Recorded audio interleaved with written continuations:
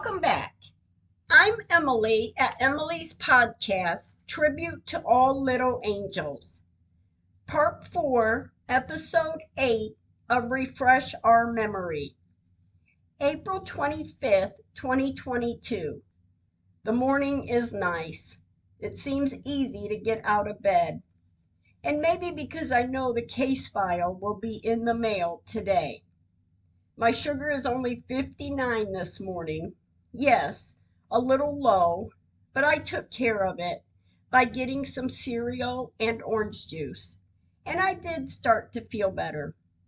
Madison needs to pick her prom dress up from the Martinizing store, and when we got back home at 12:20 p.m., Madison left to get the letter copied and copied again. When she came home, I put the letter and call log picture in the case file packet, and Madison left to mail it. At 12:27 p.m., Madison sent a message. She wrote, "Sent at 12:27 p.m." I wrote, "Thank you. I love you." Then, how fast something can change. I start to cry. My chest is tight. My head hurts. My back hurts. I can barely breathe. My anxiety and stress level is running high. I can feel it. I sat still to clear my mind if I can. I think I've got to keep my mind on positive things. After all, the case file has been sent back to the Attorney General's office in my defense as to the city of Moore does know me. And I'm going to focus on the good things in my life. And thank you, dear God. It's done. My gosh, dear God, let me have my life back. I love you, my angels, and guide Nana to finish this in good faith, and bless the others. 8:05 p.m., my brother John called. I haven't heard from him all day, so I was glad to hear from him.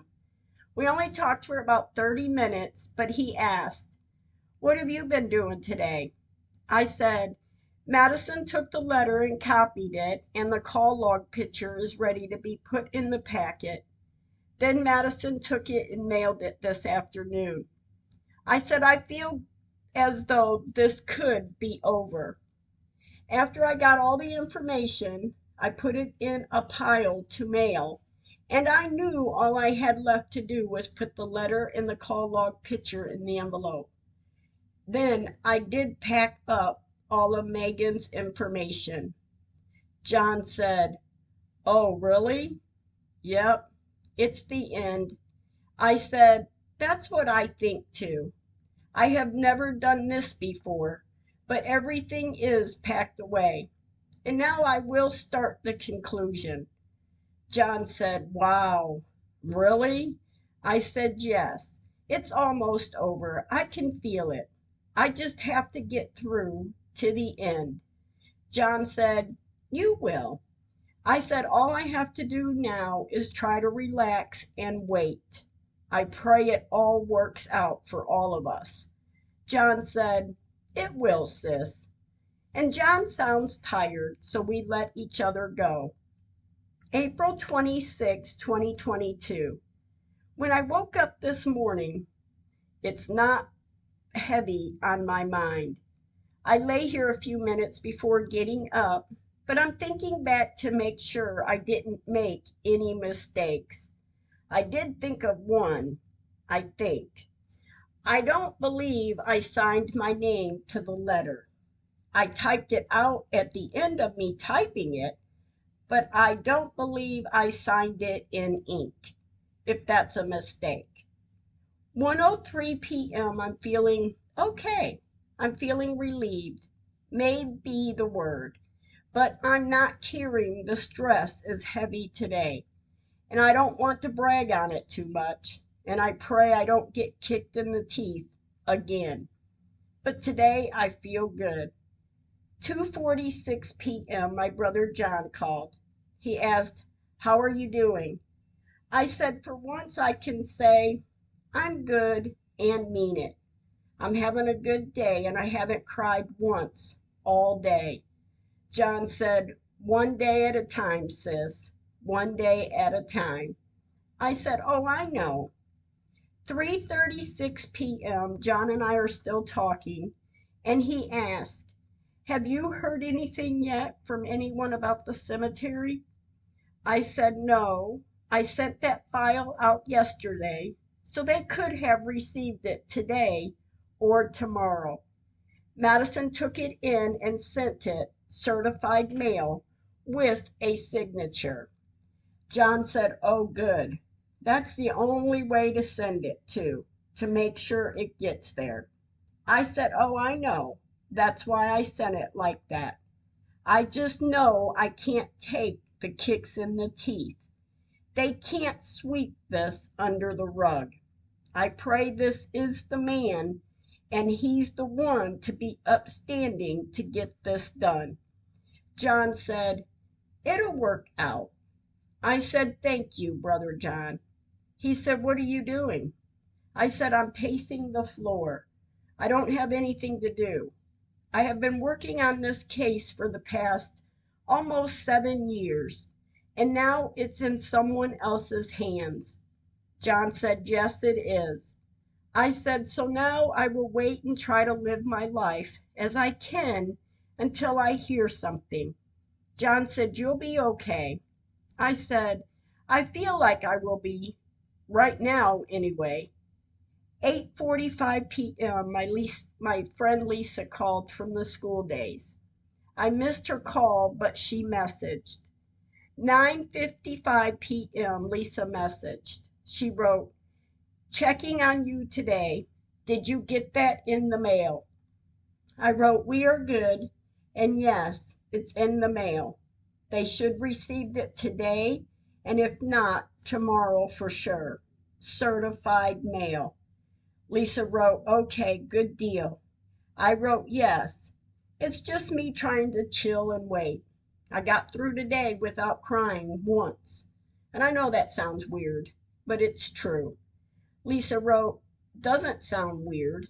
I wrote, "Stay positive. No more kicks in the teeth."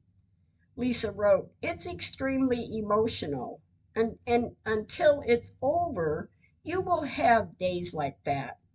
I must have fallen asleep because this last message was all I remembered. April 27, 2022. Another morning I woke up and I'm not crying. I'm not hurting. 8:33 a.m. I messaged Summer. I wrote, "Good morning, Summer. Hope things are better for you and your family. I'm praying for you all. Just want to let you know I sent all the paperwork back to the Attorney General's office on Monday, so they should receive it today. I will keep you informed, and thank you again and have a great day." 12:34 p.m. I haven't heard back from Summer yet, but I know I will. No tears yet. Later this afternoon, Madison and I went to the cemetery. I took a picture of Wyatt and I took a picture of Megan's, and sitting in the car, and as I got ready to pull away, I see 4:27 p.m. on the clock. Today's date, the date we lost Wyatt. And I love you, my angel boy. I drove home and I feel that I need to stay here. 7:31 p.m. Carla called. She's saying she's in front of my house, calling, asking if I'm home. I told her no, joking with her.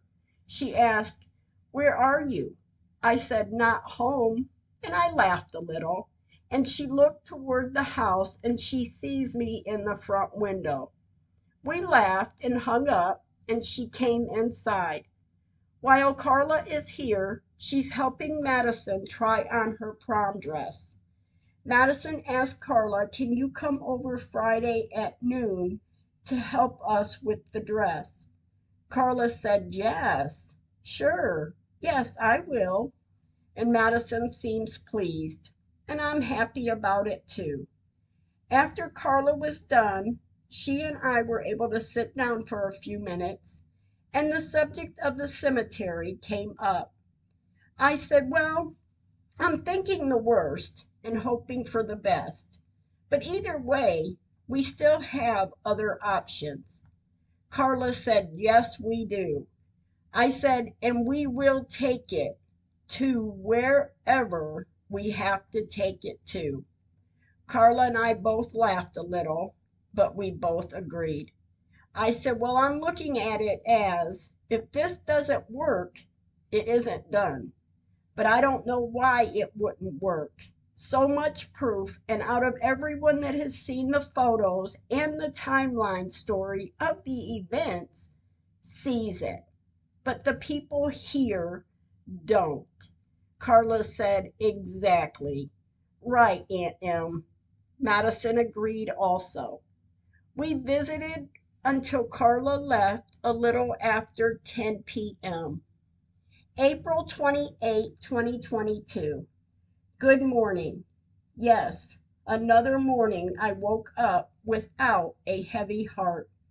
I'm not crying either. I keep thinking it's in someone else's hands. But what does that mean? As I'm waiting on a phone call? Am I waiting on an email? Am I waiting on a letter response? I mean, what's next? I do know, though, while I wait, I will edit and go over my story. I'm starting today because I have to do something or I feel guilty I'm not doing enough. 12:48 p.m. I start editing, and I edited until I got tired. 4:26 p.m. Carla messaged. She wrote, "How are you today? Are you keeping your eyes dry?" 7:12 p.m. Carla wrote, "Thinking of Megan and Wyatt this evening and how grown up they would be in heaven. God loves babies, so he takes care of them as they grow." I worked on editing some more until it got late. I checked my phone and saw the messages from Carla. 10:20 p.m. I replied to Carla. I wrote, "I have kept my eyes dry. Third day today. Aw, I think about Megan and Wyatt too. And I know God does love his babies. And I know Megan is truly an angel. And sorry I just got back to you." Carla wrote, "I was beginning to wonder if you were okay, and glad to hear it." Carla wrote, "I love you and have a good night. And tell Madison I love her and I will see her tomorrow." I wrote, "Madison is already in bed, but I will tell her in the morning." And I went to bed. April 29th, 2022, 8:26 a.m. This morning we are getting Madison ready for her prom. My brother John called and we talked a little. We laughed a little. Then I had to get off the phone to help Madison. 10:37 a.m. Madison's friend came to do her makeup. Then at 11:24 a.m. Madison's friend AJ came and did her hair. She did an awesome job. And thank you, AJ. 11:26 a.m. Carla came over. She told Madison she would be here, and she is. And thank you, Carla, for helping Madison with her dress and her jewelry. And thank you, too, for having a bracelet for AJ for helping Madison's hair.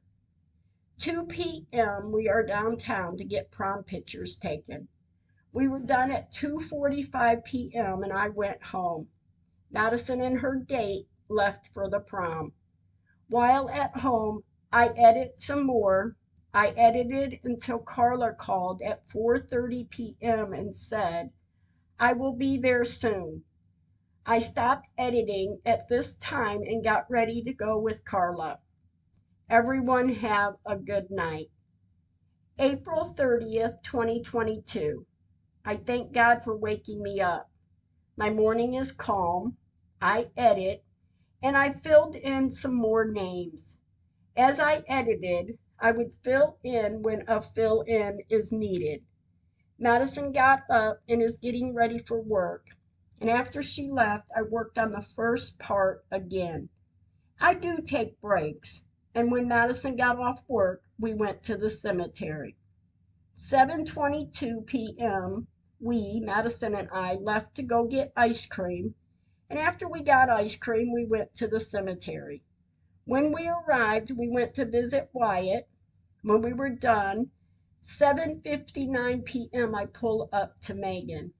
I took a few pictures, and then I noticed orbs in a few of them. I took some more pictures, and quite a few of them have auras in them. When I pulled out of the cemetery, I took a short drive, then we went home. May 1st, 2022. I'm thanking God for this day. I'm thinking the worst, but hoping for the best. 11:52 a.m. I messaged Carla. I wrote, "Good morning. I was so tired yesterday. I did edit a little bit, but not much. Today, well, I hope I can get it together. How are you?" Carla wrote, "Good morning, afternoon. I love you. At least you were able to get a little done. That is good, even if it wasn't much." And I agree. May 2nd, 2022. My train of thought today is no news is good news.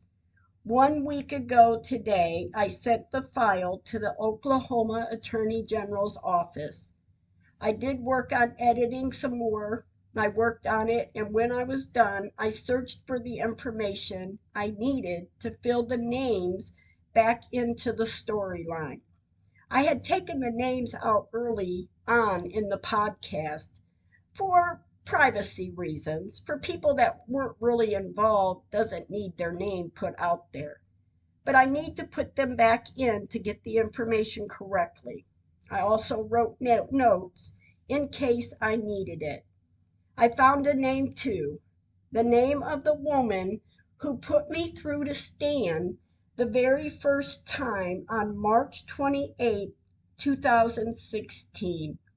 I found papers I needed, so that's a relief.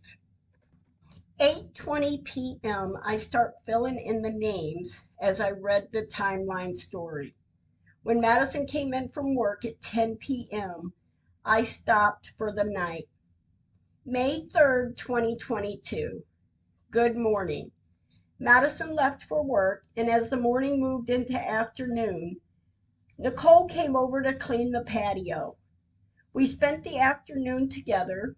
Nicole is my daughter, Megan's mother.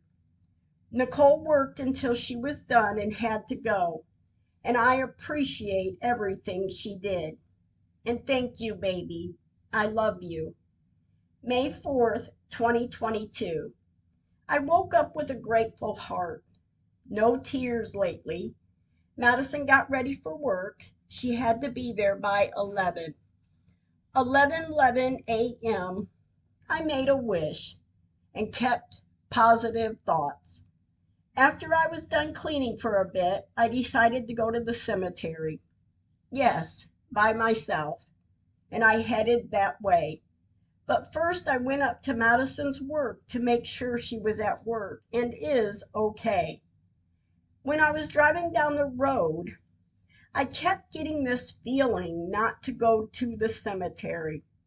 I ignored the feeling.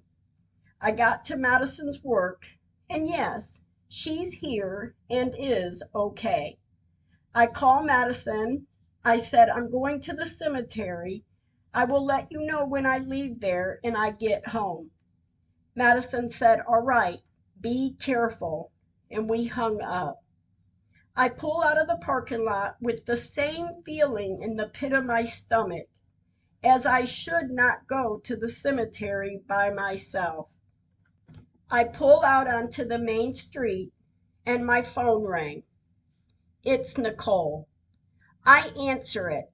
Nicole said, "Where are you at?" I said, "I'm on my way to the cemetery." "Why? Where are you?" She said, "I'm at your house." I said, "Oh, okay. I will turn around and come home. I will be there in a few minutes." Nicole said, "All right," and we hung up. I turned around, and as driving down the road toward my house, I thought, is this a sign not to go? I took it and went home. I did have an urge to cry at this moment. It's been 8 days, and I've been staying busy to do other things to not think so much about any of this. And I stopped myself. 9:08 p.m. my nephew Bobby called checking on us from the storms we've been getting. We didn't talk long and let each other go. 11:24 p.m. my brother John called. He's checking on us too. I reassured them we were all right, and thank God. May 5th, 2022. Waking up this morning, I fought back tears. I keep thinking it's going to be okay. I pray they have received it. I pray they see it. I pray God will take care of this. 4:03 p.m. Madison and I went to the cemetery, and of course, it's flooded. I took pictures of the other areas in the cemetery also. But Babyland 6 West is always the worst. They didn't fix a damn thing, was all I could think. 4:04 p.m. I'm sitting in front of Megan's area when I see the time, and it pisses me off. When I got home, I looked at the pictures. 5:29 p.m. I sent Jen, my niece, some pictures of the cemetery flooded. I wrote, "They fixed it is questionable, and it makes me sick." Jen wrote, "Oh my gosh, that is horrible. It really does make my stomach turn too." I wrote, "And the flowers that are there now, even Megan's, that are stuck in the ground. Madison and I have been putting flowers out there for the others so they have something." And other areas in the cemetery were covered in puddles of water. I sent Jen 4 pictures. Jen wrote, "They need to answer for this shit." I wrote, "I started to go out yesterday, but something stopped me from going. I had a bad feeling not to go by myself. Nicole called and said she was at my house, so she stopped me from seeing something or it looking worse than it does now. Oh, and Jess, they do need to answer for it. Believe me." Jen wrote, "Yes, and they will." I wrote, "Yes, well, I hope so." 6:16 p.m. I sent my sister Susie some photos of the flood. I wrote, "I get it. It rains. But my gosh, this is ridiculous. After they claim they fixed it." 7:15 p.m. I called John, my brother. 7:18 p.m. I sent Gail, John's wife, pictures to her phone of Megan's area and of the other areas in the cemetery. Her and I talked of the ordeal. I said, "I know too there has got to be others who have complained." Gail said, "Oh, yeah, you know they have." I said, "I will have to be the one to let these other people know. They weren't imagining that the headstones have moved, that they aren't crazy, just like I'm not crazy because I'm telling the truth. It floods every time we have heavy rains in this area. And supposedly they fixed the problem." Gail said, "Yes, you clearly see that."